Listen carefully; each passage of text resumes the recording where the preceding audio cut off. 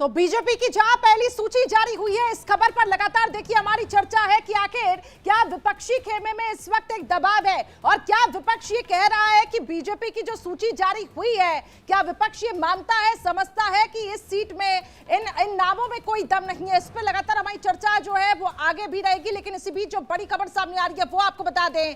Cabinet की बैठक में प्रधानमंत्री नरेंद्र मोदी पहुंचे हैं।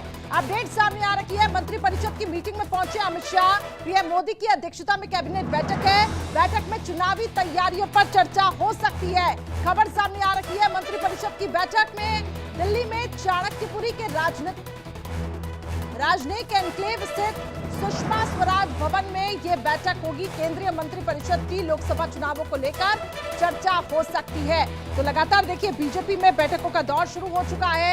मंत्रिपरिषद की मीटिंग में प्रधानमंत्री नरेंद्र मोदी पहुंच चुके हैं। तमाम मेहमान इस वक्त मेरे साथ जुड़े हुए हैं। एसएन सिंह जी जो कि बीजेपी प्रवक्ता, सौरभ दुबे, ऋषि मिश्रा और कीर्ति निधि पांडे जी हमारे साथ इस वक्त जुड़ चुके हैं। एसएन जी, आप कुछ बात रख रहे थे, सवाल यही था कि आखिर जो एक्सपेरिमेंट्स हुए हैं कुछ जगहों पर, क्या वो विपक्ष इंडिया अलायंस को एकजुट देखकर हुए हैं? खासतौर से बात अगर दिल्ली की करें, और ये सवाल ऋषि मिश्रा जी भी उठा रहे थे। इस सवाल के साथ आपके पास आना चाहूंगी।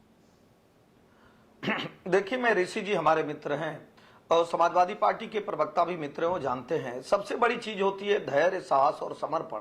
भारतीय जनता पार्टी एक लंबे समय तक विपक्ष में रह के और उसने धैर्य रखा और वो ऐसा कार्य करती रही कि जनता के बीच में विश्वास जीतने का कार्य किया। हमारी रणनीति अगर अच्छी नहीं रहती तो भारत के लोग हमको नहीं अपनाते, हम 2 सीट पाते नहीं, थे। फिर आरोप लेकिन हमने विश्वास जीतने का कार्य किया। ऑपरेशन लोटस हो जाता है, फिर जनता के विश्वास का क्या?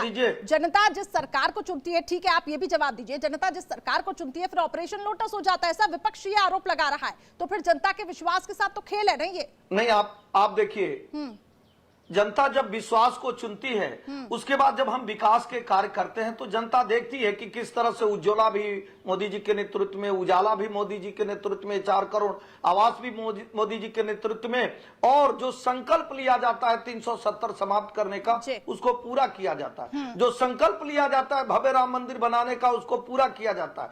महिला सशक्तिकरण का संकल्प लिया जाता है, 3 तलाक पर कानून लाया जाता है। जो संकल्प लिया जाता है अंत्योदय की परिकल्पना को पूरा करने का, सेवा का, समर्पण का, गरीब कल्याण का, उसको पूरा किया जाता है। जब देश की अर्थव्यवस्था बढ़ाई जाती है, जब बड़े बड़े रैपिड रेल डिफेंस कॉरिडोर बनते हैं तो लोगों का विश्वास और प्रबल होता है। इस नाते पुनः जब हम 19 में गए तो जनता ने हमको चुना। जनता इसलिए चुन रही है कि वो और लोगों की सरकारें चली है, वो अधिकांश जगह में बीजेपी के जो जीते